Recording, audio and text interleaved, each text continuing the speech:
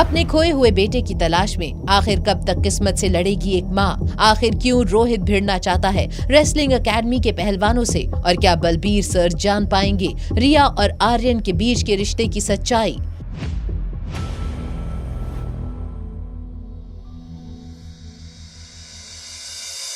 जैसे ही रोहित के कदम बलबीर सर की एकेडमी में पड़े, वैसे ही बलबीर सर ने आर्यन को रिया समझ लिया। रिया का नाम सुनते ही आर्यन के मन में खतरे की घंटी बज चुकी थी। आर्यन समझ गया था कि कहीं न कहीं बलबीर सर रिया को जानते थे, इसीलिए सिचुएशन को बड़ी ही होशियारी से संभालते हुए आर्यन ने कहा, मैं रिया नहीं आर्यन हूँ।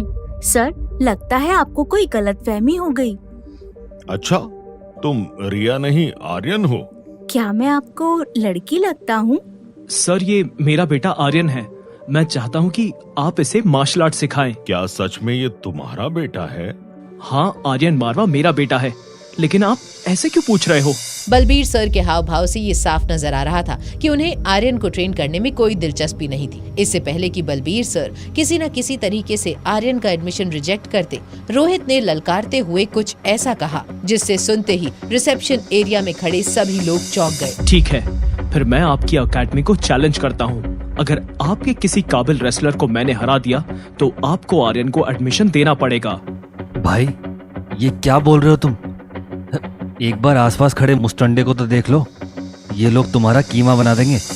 रोहित ने धीरज की बातों को ऐसे अनसुना किया जैसे वो बातें उसके कानों तक पहुंची ही ना हो। रोहित बस किसी भी कीमत पर आर्यन का एडमिशन इस एकेडमी में करवाना चाहता था। तो वहीं दूसरी तरफ बलबीर सर को ये समझ आ गया था कि हो ना हो यही अनिका का खोया हुआ बेटा हो सकता है। मिल गया, आखिरकार ये मिल ही गया। कौन मिल गया? आप किसकी बात कर रहे हो? अरे, मेरा मतलब था कि मुझे मेरा शिष्य मिल गया। रोज शाम को ट्रेनिंग खत्म होने के बाद आर्यन को ले जाना। अब तुम लोग जाओ यहाँ से। सर, काफी सालों से मुझे भी आपसे मार्शल आर्ट सीखना था। मुझे भी आप अपना स्टूडेंट बना दीजिए। बिल्कुल नहीं। तुमने ये सोच भी कैसे लिया कि तुम मेरे स्टूडेंट बन सकते हो? मेरे स्टूडेंट बनने के लिए पहले काबिल बनो। बिना किसी हिचकिचाहट के बलबीर सर ने सरेआम धीरज को जलील कर दिया था। इसके पहले कि धीरज हिम्मत जुटाकर बलबीर सर को कुछ बोल पाता, वो आर्यन का हाथ पकड़कर ट्रेनिंग सेंटर की ओर चले गए। मुझे रिजेक्ट करके आप आर्यन जैसे बुद्धू और कमजोर लड़के को एडमिशन दे रहे हो? एक दिन ये आपकी एकेडमी को ले डूबेगा और उस दिन आप जरूर पछताओगे। धीरज, गुस्से में कुछ भी मत बको। अगर सर ने मना किया है तो कुछ ना कुछ कमी देखी होगी तुम्हारे अंदर। माना कि मैं तुम्हारे जितना इंटेलिजेंट नहीं हूँ, लेकिन आर्यन जितना बेवकूफ भी नहीं। आखिर मुझ में क्या कमी है? एक छोटे बच्चे के साथ खुद को कंपेयर कर रहे हो और तुम पूछ रहे हो क्या कमी है तुम में? रोहित की इस बात का धीरज के पास कोई जवाब नहीं था। वो गाड़ी में बैठकर वहाँ से निकल गया। वहीं दूसरी ओर बलबीर सर आर्यन को ऑफिस में ले जा रहे थे। एकेडमी की खराब हालत देखकर बलबीर सर ने कहा, एकेडमी को मरम्मत की काफी जरूरत है। मैं भी अब बूढ़ा हो रहा हूँ, इसलिए मैं चाहता हूँ कि कुछ सालों बाद मेरे होनहार स्टूडेंट इस एकेडमी को आगे बढ़ाएं। आज से तुम मेरे शिष्य हो और मैं इस बात से बहुत खुश हूँ। मेरे एडमिशन की वजह से? हाँ बेटा, क्योंकि इस वजह से ही अनिका को उसका खोया हुआ बेटा मिलने वाला है। तुम जानते नहीं, लेकिन पिछले 6 सालों से वो तुम्हारी तलाश में थी। कुछ देर में तुम्हारी जुड़वा बहन और अनिका यहाँ पहुँचते ही होंगे।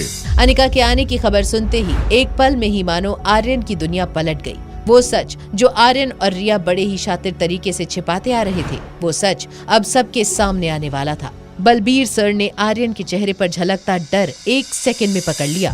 क्या हुआ? तुम्हें तुम्हारी माँ से नहीं मिलना? नहीं। क्या तुम पहले से अनिका को जानते हो? क्या तुम्हें वो अच्छी नहीं लगती? ऐसी बात नहीं है, मॉम तो बहुत अच्छी है, लेकिन अभी मॉम और डैड को सच बताना ठीक नहीं होगा। इसलिए मैंने और रिया ने डिसाइड किया है कि जब तक मॉम दादी माँ का ऑपरेशन ना पूरा कर दे, तब तक इस बात को राज रखेंगे। आर्यन और रिया की सूझबूझ से बलबीर सर हैरान हो गए थे। इतने छोटे बच्चों में इतनी समझ देखकर बलबीर सर को यकीन हो गया था कि ये दोनों बच्चे इस एकेडमी का नाम रोशन करेंगे। तो आज से मार्शल आर्ट सीखने के लिए तैयार? लेकिन सर, आपको एक प्रॉमिस करना पड़ेगा। कैसा प्रॉमिस? यही कि आप मेरे और रिया के बारे में डैड और मॉम को नहीं बताएंगे। अगर मैं तुम्हारी बात ना मानूं तो फिर मैं आपका स्टूडेंट नहीं बन पाऊंगा। इसके पहले कि बलबीर सर और आर्यन किसी नतीजे पर पहुंच पाते, उन दोनों को रूम के बाहर किसी की हलचल की आवाज आई। दोनों हैरानी से दरवाजे की ओर देखने लगे। बलबीर अंकल, कहाँ हो आप? मेरे आने की खबर सुनकर क्या आप छुप गए? रिया,